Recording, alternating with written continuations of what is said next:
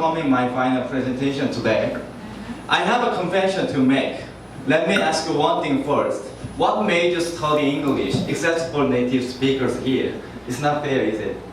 So, why did you study English?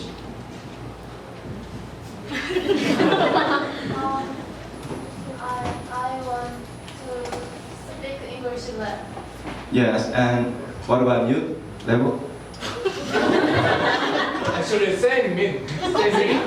Yeah, there's many reasons for people to study English. Some people want to make foreign friends, and some people need a high score of the test, like IELTS or TOEIC or TOEFL, to get better job.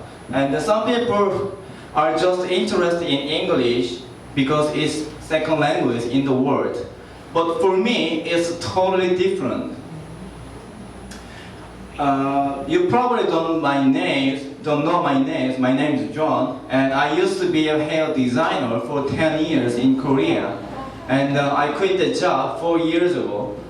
And now I'm planning on becoming an English instructor after CPILS. So I divided my topic into the 4 parts. First one is who I am. Second one is what made me quit the job. Third one is why I started learning English. Final one is how English changed my life.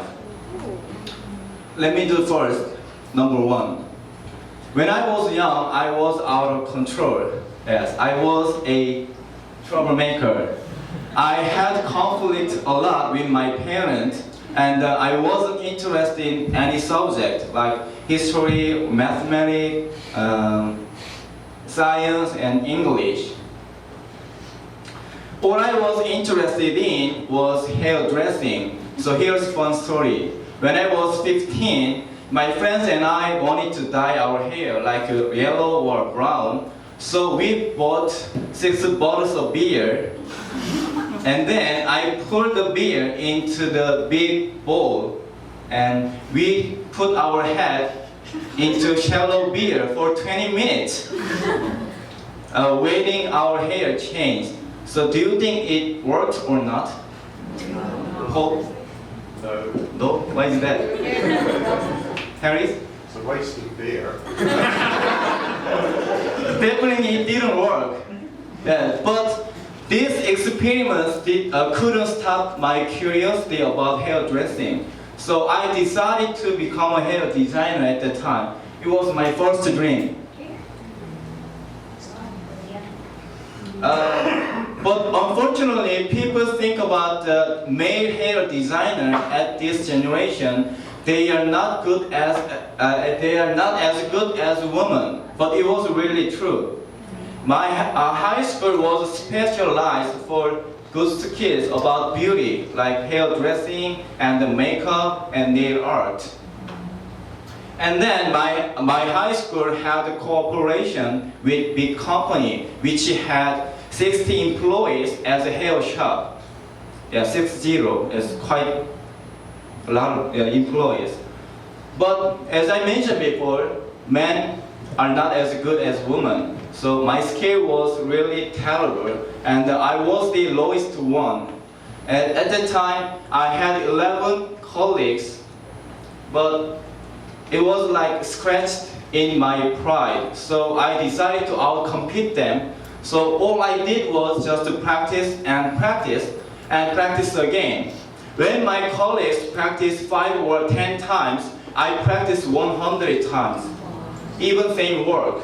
So finally I could outcompete them in 6 months. And I was the first one, and I was the youngest one who is in charge managing their product. And a few years later, I had a good career, and I could meet someone who I had a crush on. And we were in relationship, and we got married.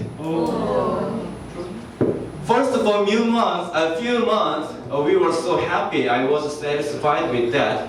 But one day, there's one thing I didn't know about her. Her parents were really rich. So one day, I had a phone call from her parents, and she told me, why don't you have on your business? But I refused it politely because I was satisfied with already, and the most important thing is my parents were poor. They couldn't afford to pay for it.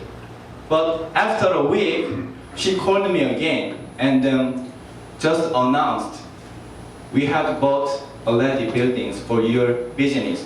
Just do it right now. You have no choice. Literally, I had no choice. At the time, I was 22. I was still too young to manage our own business. But I had no choice. I did my best without day off. And wife had a day off, but I had no day off. And I was like a machine, making money and then paying it back to her parents. One day, bad thing happened to me. My last grandfather passed away, and I asked her to go to his funeral. But do people usually respond like what when they hear someone's death? Harris?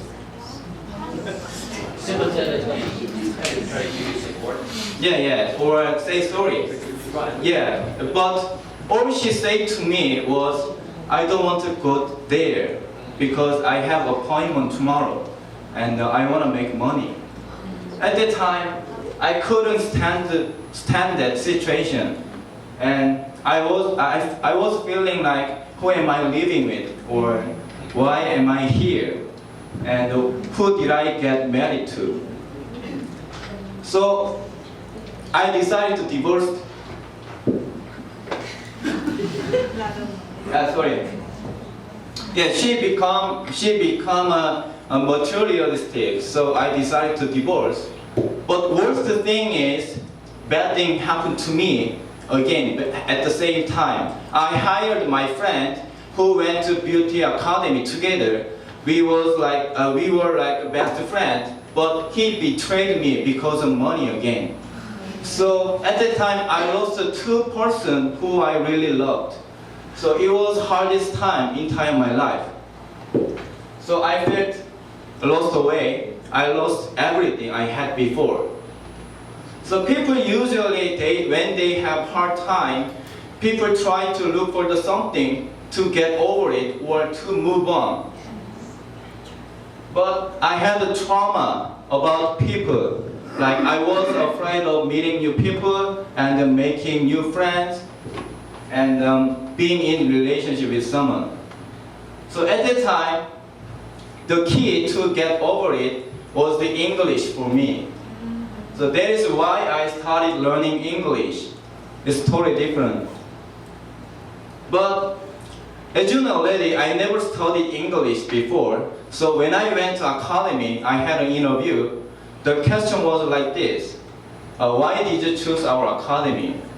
But I really wanted to say I never studied English before, and I can't read, I can't speak, or I can't write anything. But I said only 3 words: I nothing English.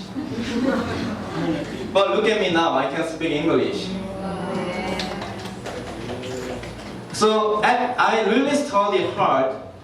I studied 16 hours a day for 8 months in Korea. And after 8 months, I could speak English as much as I want. So I really wanted to dig English deeper than before. So I decided to go to Australia. But I needed to be brave because I had still trauma about people. But I did it. So I went to Australia. That is part 4, how English changed my life.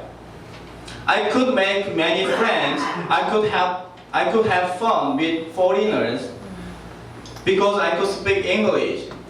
And then my trauma was disappeared slowly. So I could escape from trauma. And there's 2 things more English changed my life. English gave me a second life, and English gave me a second dream to be an English instructor. So there's two messages I would like to deliver to you today. One thing is don't be afraid of challenge. This is me. Yes, I went skydiving in Australia. It was really awesome, unexplainable. And next one is don't be a frog in a well. I really like to say anyone can be anything. Yeah, I used to be a hair designer, but now I'm dreaming to be an English instructor. Thank you very much.